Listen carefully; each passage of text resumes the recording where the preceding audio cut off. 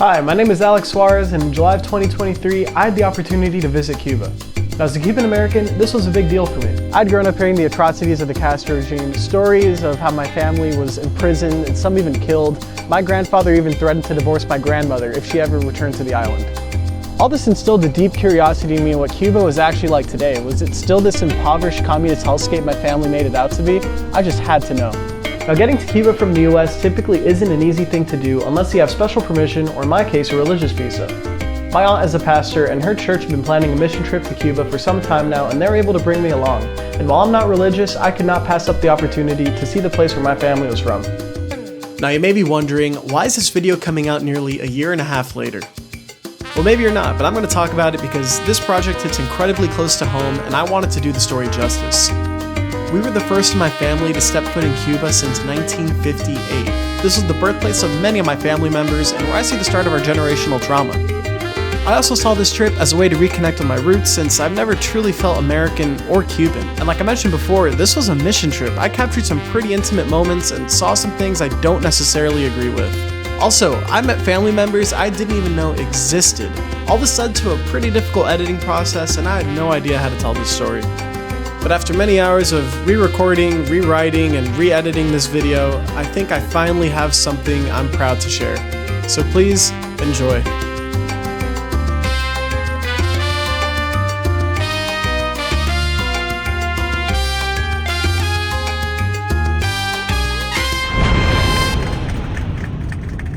And before I knew it, I was in a completely different world. When we landed, we were led out into the tarmac and made our way to customs, where we were briefly questioned, probably because of the amount of stuff we were bringing in. My aunt's church collected dozens of bags of donations to be sent throughout the island. In those blue bags, we brought clothes, food, pretty much anything you could think of. Leaving the airport, we stopped for some food, black market gas, and headed to Santa Clara, the capital of the Villa Clara province and where the church we were visiting was located. And eventually, we arrived.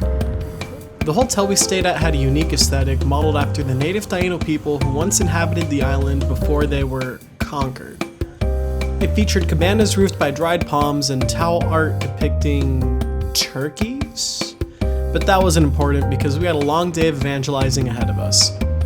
The next morning, we made our way to the church. Now, prior to this, I had never been to an evangelical church service before. Having been raised Catholic, I was used to the gory iconography and hour-long homilies, followed by a little cracker and wine snack. But this was different.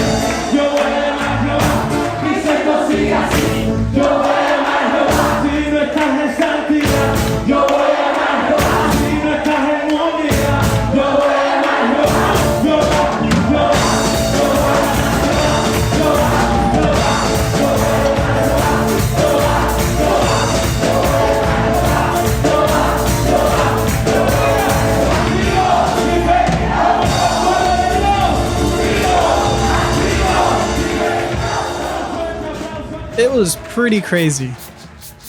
So many people had traveled to the church to get saved by our born-again pastors.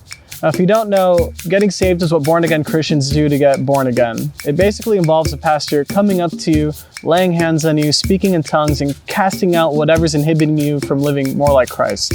Or at least that's what I got from it. By the end of the trip, they had saved over 300 people's souls. They kept a list of everyone's name and sin. Now, I never really understood this practice. I always thought it was a little weird to see people speaking in tongues and collapsing on the floor, so I tried to stay out of the way. But then they did it to me. So while the pastors were going around saving people, one of them came up to me and asked if she could give me a message from God. And I said, sure.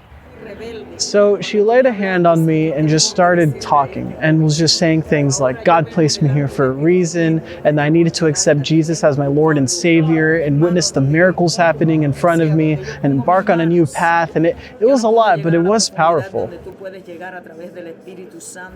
To have that many people surrounding you and touching you and just saying those things was really, really intense. And I think I understand why people seek it out now. I still think it's weird, but I think I get it.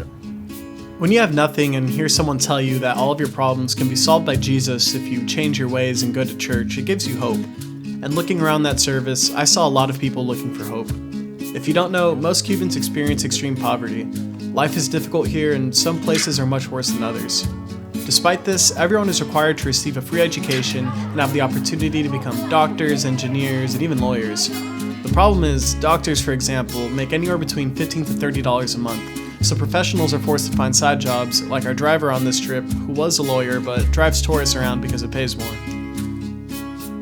In addition to this, most food and supplies are rationed by the government, and there are often shortages. When there is food, however, it's usually not enough to live off of, so it's common for people to grow their own vegetables, fruits, and to keep livestock to sell or trade. There is money entering the island, though. Cuba makes hundreds of millions of dollars in tourism every year, but there are still people starving, living without basic necessities, while their infrastructure falls apart. And meanwhile, tourists are receiving all-inclusive resort experiences with all-you-can-eat dining.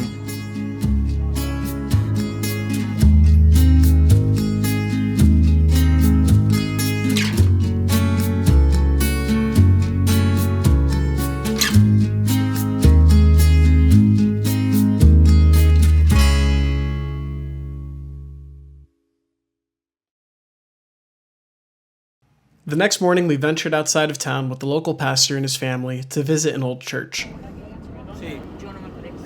Let's go. It was maintained by the Methodists of Cuba, and it was huge. My aunt's church group has plans on returning to the island in the future to preach to more people, and this is one of the venues they are thinking of using since this church has been used for mass gatherings in the past. I was told that a yearly retreat is hosted here where hundreds of people gather from all over the island to worship for a few days. It's beautiful and and a refresh for everyone. When you are, in your neighborhood, and all the days, one day before the other. The person you're hearing is the pastor's son Jorge, and he was one of those people. He's 28 years old, has a wife and kid, teaches music at the church, and is also a professor at the local university. He's been frustrated recently. He believes that there's no future for him or his family in Cuba and wants his son to have more opportunities. But he also doesn't want to leave his friends, family, and life behind. His father wants him to take over the church someday, but Jorge doesn't think it's for him. I spoke with him for a while about life and religion. He showed me his epic Goku art, and we talked about our music taste since we both played a few instruments. Even through my broken Spanish and his broken English, we were able to share a lot. Being able to connect to someone who was also young and freaking out about their future was really cool. And even though our circumstances are completely different and he has a whole kid, it was cool to make a friend. I hope you're doing well.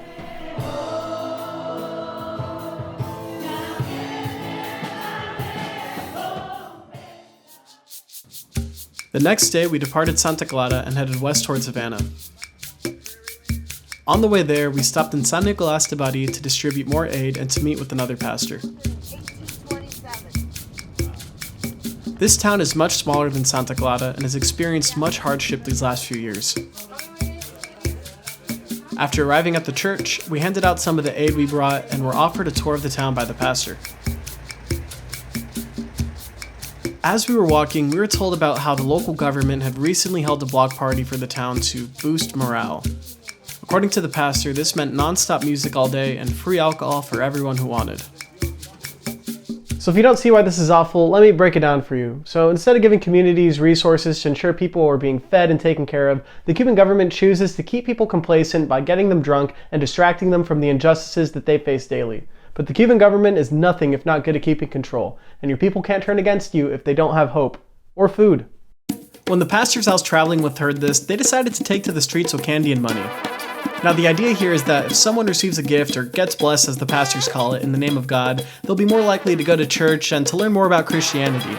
This makes sense, but I couldn't help but think that this was somewhat manipulating people's misfortunes into getting them to become Christian. But if getting involved with the church will help someone gain a little hope and maybe a community, then I guess it's alright. After many hours in the heat, we departed and set course to Havana. As we headed toward the capital city, things started to feel different. The roads were nicer, there were newer cars, and we were right near the ocean.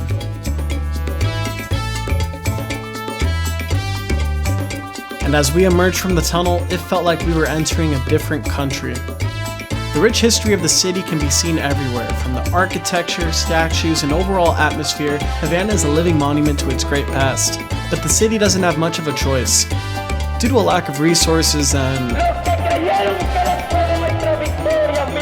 Havana is effectively a time capsule from 1962, slowly deteriorating. There are reports of around 1,000 building collapses in Havana every year. Some of these buildings have been standing for 500 years. Many citizens are left to wonder why the Cuban government prioritizes the construction of new luxury hotel developments instead of preserving the Spanish colonial-era architecture or repairing the limited housing available, or investing in hospitals or schools. The hotel we stayed at was one of these new developments and was located right on the port of Havana and stuck out like a sore thumb. On our way here, I'd imagined something much more low-key, especially since it was only $120 a night. But built by Spanish hotel chain Iberostar, the Grand Packard is the highest rated hotel on the island and quite affordable for most international tourists. That was a mouthful. Let's slow it down a bit. When my father's parents left Cuba, many of their families stayed behind because they were living in poverty and believed in the promises of the revolution. My grandmother kept in contact with them for her whole life, but no one from my family in the US had met them before. We were the first. So, we headed to Artemisa, where my father's family is from. We were looking for a distant cousin my aunt had been in contact with on Facebook. And after a brief search, we found her. This lady? Her? Ay, estoy nerviosa, qué emoción. It was a powerful moment.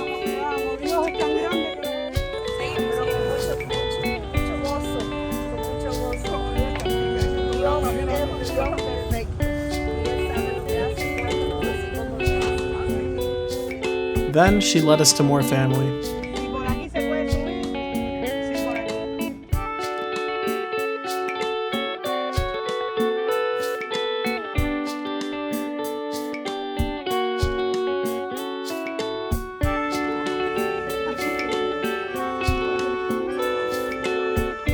This is Jose.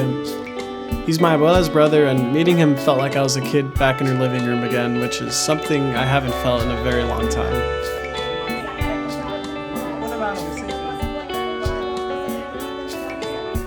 We talked for what felt like hours and were forced to eat even though we had already eaten. Well, not forced, but you can't really say no. To see so much family I'm not that far removed from was really special. All my grandparents have passed, so there aren't many voices from their generation left in my family, and hearing stories about my grandparents and what they were like when they were young was so special. They were so loved here and were never forgotten about. They even had photos of them on the wall, and another of my aunt and my cousins from a few years ago.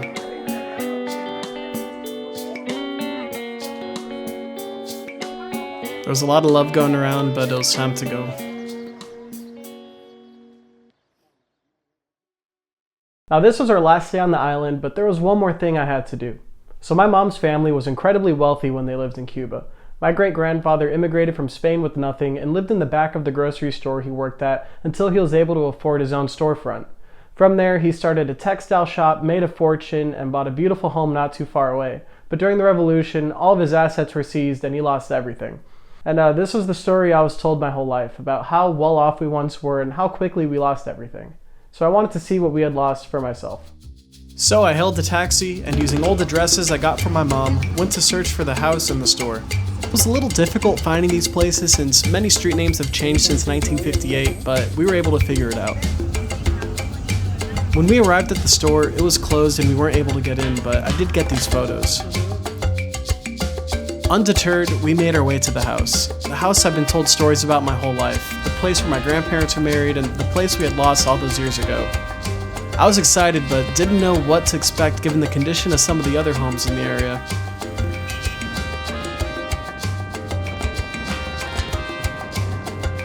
When we got there, we saw a boy standing outside dressed in yellow.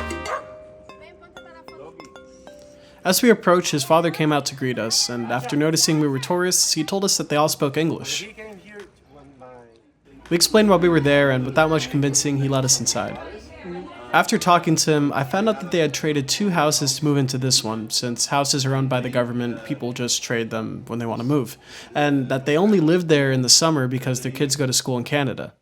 Now this was kind of weird. So travel like that isn't usually allowed, and if people manage to escape, they don't come back. But after digging some more, we found out that Celia, the boy's grandmother, worked high up in the Cuban government and only retired a year ago at the age of 80. So they may have had some privileges. Do you like the house? It's beautiful. Beautiful. It is beautiful. You know, my father was born in Spain. This was the boy's grandmother, a contemporary of my grandparents. After sharing stories, she told me that she knew of my family's store and would shop there growing up, which was really surreal. Walking through this house was truly an experience. After hearing so much about this place, I couldn't believe I was actually there. As a kid, I remember hearing stories of this house, imagining it to be this luxurious estate, but to be there and to see it as it was put a lot into perspective. My family had lost everything when they fled Cuba, and seeing their home helped me understand our past and to understand some of our generational trauma.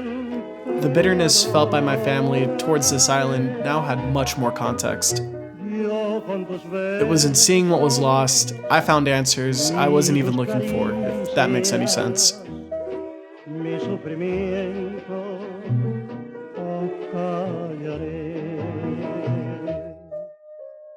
This trip came at a very unique time for me. I was freshly out of college and was feeling directionless in life, but being able to see my family's roots was incredibly inspiring. I was actually able to connect with and to interact with the place I'd heard about my whole life. That sense of cultural identity that had been absent before was reignited.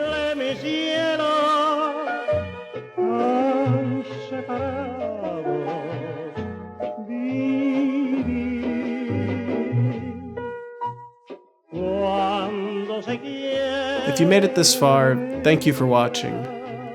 Like I said in the beginning, this kind of storytelling is new to me and I put a lot of work into this, so if you have any thoughts or experiences you'd like to share, please leave a comment because I want to read it. Also, if you like the music, consider checking out my SoundCloud, link in the description. Had to do that. See you in the next one.